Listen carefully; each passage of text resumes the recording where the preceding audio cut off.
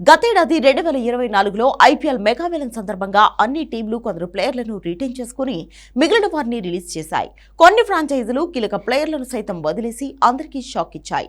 ఇప్పుడు సీజన్ ప్రారంభమైన కొన్ని వారాలకే కొన్ని ఫ్రాంచైజీలకు తాము తీసుకున్న డెసిషన్లు కరెక్ట్ కాదని తెలిసొచ్చింది. ఎందుకంటే ఆయా ఫ్రాంచైజీలు వదిలేసిన ప్లేయర్లు ఇప్పుడు రఫ్ ఆడిస్తున్నారు. మ్యాచ్ విన్నింగ్ పర్ఫార్మెన్స్లతో టీంని గెలిపిస్తున్నారు. వాళ్లలో కొందరు కెప్టెన్లు కూడా ఉన్నారు. Shreyas Iyer, KL Rahul, Buttler, Markram, Bhuvneshwar Kumar, Prasidh Krishna వంటి ప్లేయర్స్ ఈ సీజన్లో దుమ్మురేపుతున్నారు. ఈ జాబితాలో ముందుగా చెప్పుకోవాల్సింది శ్రేయస్ అయ్యర్ గురించి. గత సీజన్లో captain Shreyas Iyer Kolkata night riders కి టైటిల్ అందించాడు.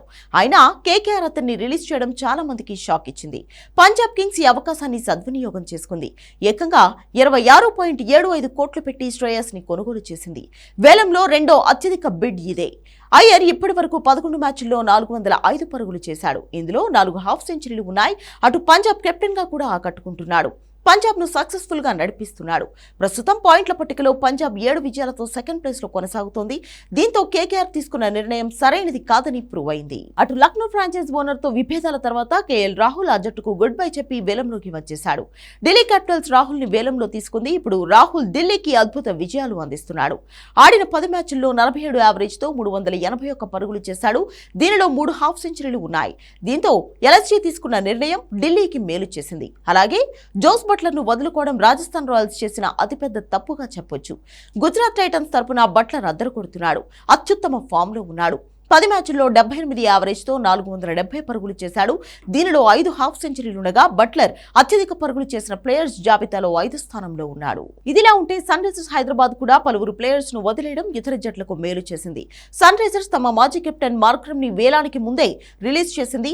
వేలంలో లక్నో సూపర్ జైంట్స్ మార్క్రమ్ ని కొనుగోలు చేసింది. ప్రస్తుత సీజన్ లో మార్క్రమ్ కన్సిస్టెంట్ గా పర్ఫార్మెన్స్ చేస్తున్నాడు. 11 మ్యాచ్ల్లో 348 పరుగులు చేశాడు.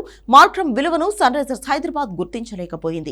అలాగే వెటరన్ పేసర్ భువనేశ్వర్ కుమార్ ను సైతం వదులుకుని ఆరెంజ్ ఆర్మీ తప్పు చేసింది.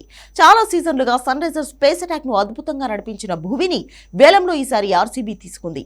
ఎప్పటిలానే పొదుపుగా బౌలింగ్ చేస్తూ భువనేశ్వర్ ఆకట్టుకుంటున్నాడు. అలాగే గత సీజన్ తర్వాత రాజస్థాన్ రాయల్స్ ప్రసిద్ధి కృష్ణ రిలీజ్ చేసింది.